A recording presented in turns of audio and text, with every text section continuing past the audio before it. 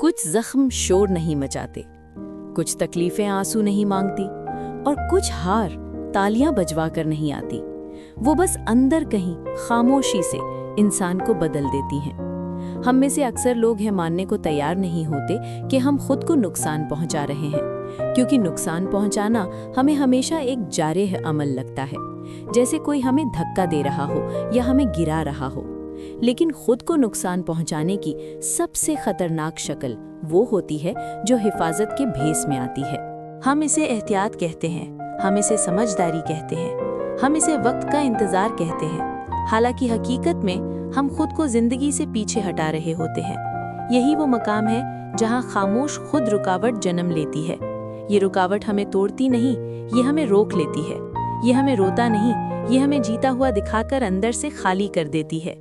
हमने शायद कभी जानबूझकर खुद को नहीं छोड़ा, लेकिन हमने आहिस्ता आहिस्ता खुद को नज़रअंदाज ज़रूर किया। हमने अपनी ख्वाहिशात को गैर ज़रूरी कहना शुरू कर दिया। हमने अपनी आवाज़ को ज़्यादा कहना शुरू कर दिया। हमने अपने सवालों को फजूल कहना सीख लिया।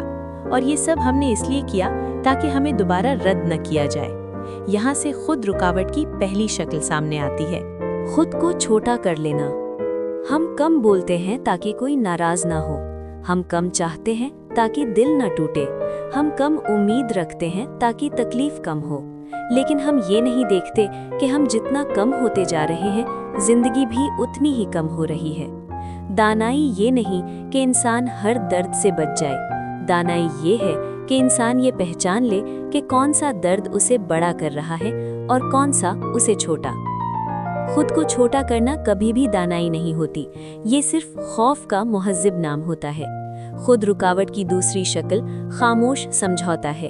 हम समझौते करते हैं इसलिए नहीं कि हम लचकदार हैं, बल्कि इसलिए कि हम टूटने से डरते हैं। हम ऐसे रिश्तों में रहते हैं जहां हमें सुना नहीं जाता, सिर्फ इसलिए कि कहीं तन्हाई हमें तोड़ न दे।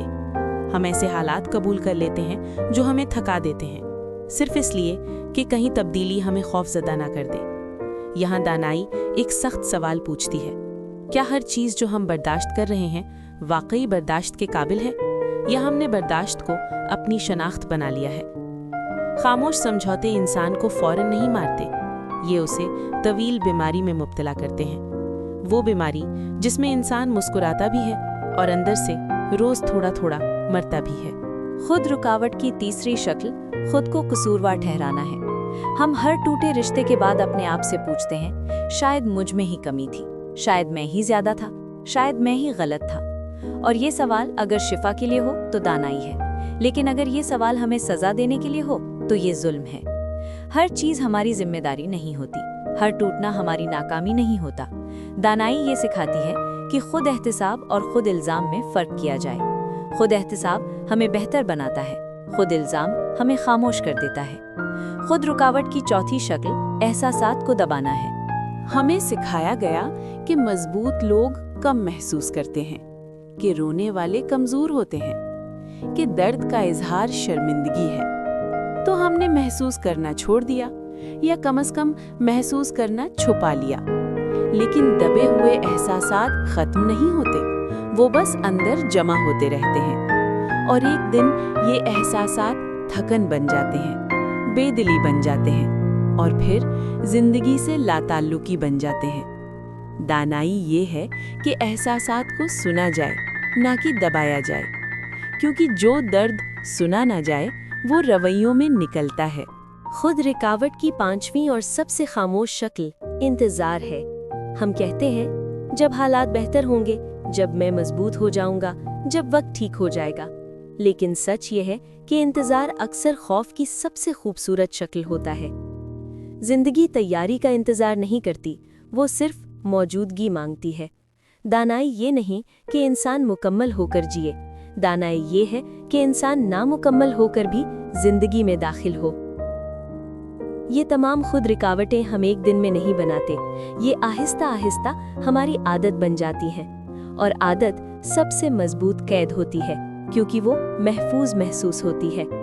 लेकिन शिफा हमेशा महफूज जगह से बाहर शुरू होती है। यही वजह है कि इस सफर में सबसे पहला कदम खुद को बदलना नहीं, बल्कि खुद को सच्चाई से देखना है। ये मान लेना कि हमने जो कुछ किया वो जानबूझकर नहीं बल्कि बचने के लिए किया। और ये मान लेना कि अब हमें बचने से ज्यादा जीने की जरूरत है। दानाई हमेशा शोर नहीं करती, वो आहिस्ता से कान में कहती है, तुम टूटे नहीं हो, तुम रुके हुए हो, और जो रुका हो वो दोबारा चल सकता है।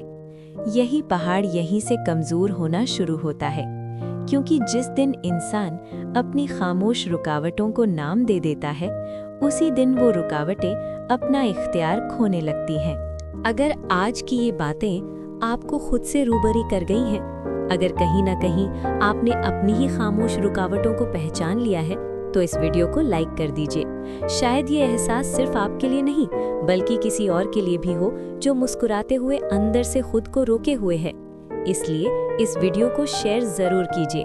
और अगर आप इस फिक्री और शिफा बख्श सफर में हमारे साथ आगे बढ़ना चाहते हैं, जहां हम खुद को इल्जाम नहीं बल्कि समझने की कोशिश करते हैं, तो चैनल को सब्सक्राइब कर लीजिए।